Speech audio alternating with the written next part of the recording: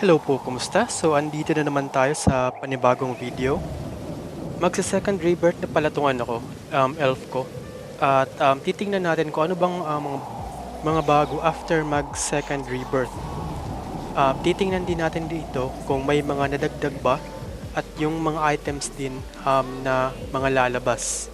At para din to sa mga player na hindi pa nag-second rebirth, titingnan natin kung mag-meet ba yung expectation nila pag nakita nila tong video na to. Tulad ng first rebirth, may quest din dito sa gilid kung makikita nyo, second rebirth. So click lang natin yan, mapupunta tayo dun sa ibang lugar. So ito, dito tayo sa Devias. So follow lang natin kung ano yung sinasabi dito. Ayan, so halos pareho lang nung sa first rebirth. Ayan. So may quest din ganito. So halos pareho lang talaga. Ayan. So ito Exibos. So madali lang naman to. Kasi pagdating mo kasi ng second rebirth, sigurado karamihan dito yung iba nagsiquit na. So ang baba ng chance na magkaroon ka ng mga kasabay dito or mga kaagaw sa mga boss. So ayan na, so malapit na siyang madeds. Ayan, so ayan, ilang percent na lang. Ayan, so okay na. So lalabas na tayo dito. Pupunta tayo dun sa isa pang quest. Ito. Ayan, confirm. So yung susunod na quest naman ay eto. Ayan. Yung kill 1. Yan, yung sa realm. So pa-fast forward ko na lang para mabilis.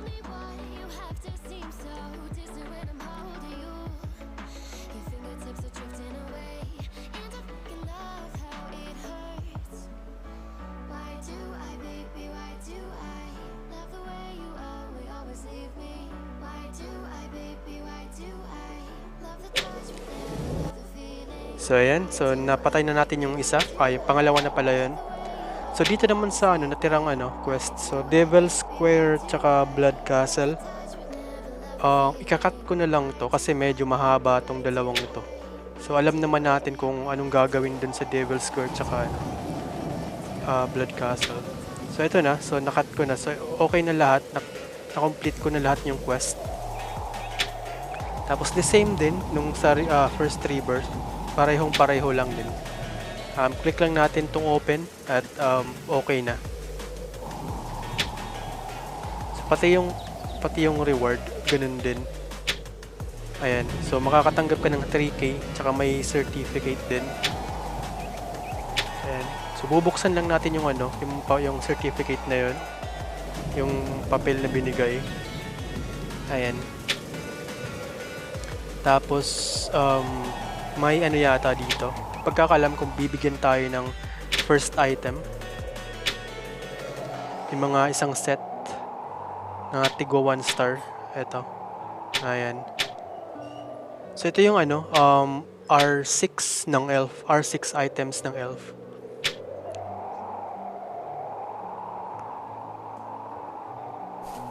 So ito na. So na-complete na natin yung quest tsaka yung mga gagawin.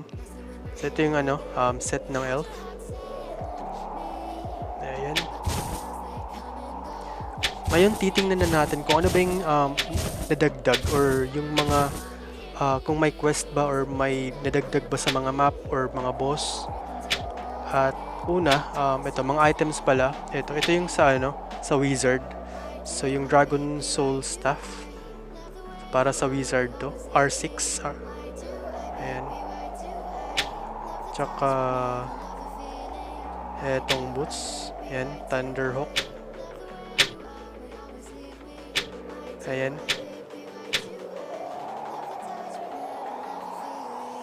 So ito na yun, na-filter ko na. So ito yung pang armor ng BK. Ito naman yung sa wizard. Ito yung weapon ng ano pa ba dito? Ito. Ito yung weapon ng spell sword or MG. Ito yung armor ng BK or knight. So OP talaga yung Knight kasi napakakunat niya. Mataas yung HP, tsaka defense din. So malakas sila sa PvP. Tsaka ito, and so yan, ito yung pang elf. Ito yung sa wizard, Grand Soul. And sa elf naman, Holy Spirit items yata. Tapos sa spell sword naman, Thunderhawk.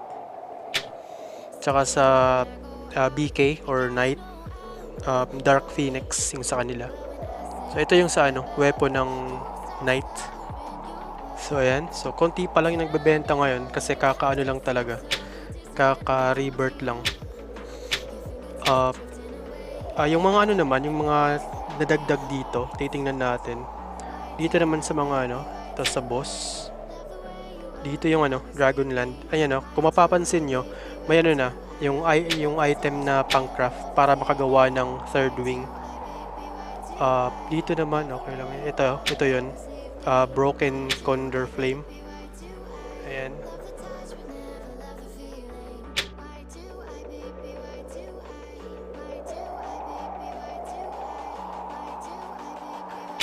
At ito naman yung sa mall. May magabagong ring, tsaka pendant. Tsaka meron din ito, yung Broken Condor Flame. So nabibili din dito. So mag-iipon ka lang ng 50 pieces nun. Ayan. Pati yung rin, yung Finrir. So pwede mo ring dito, bilhin yung mga shards pa tawag dun. Tsaka may Lux Feather din.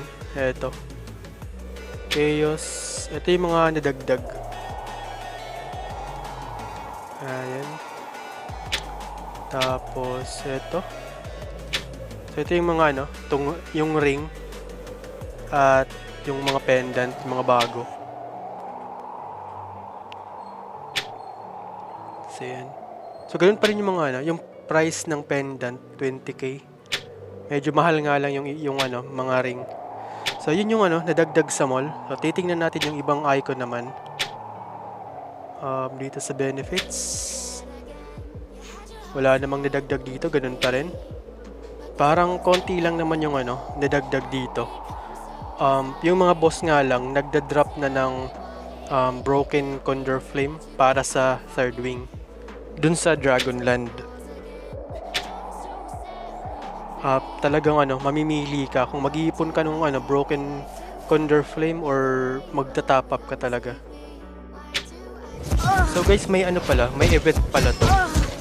Yung third wing. Kaso medyo pahirapan siyang makuha kapag F2P ka. Ito yung kailangan mo. Kailangan mo lang yung mga dice. Yan, mangolekta ka niyan. So, ayan. Ito yung magiging reward pag nagano ka. So sa wing, kailangan mo maka 350 na draw.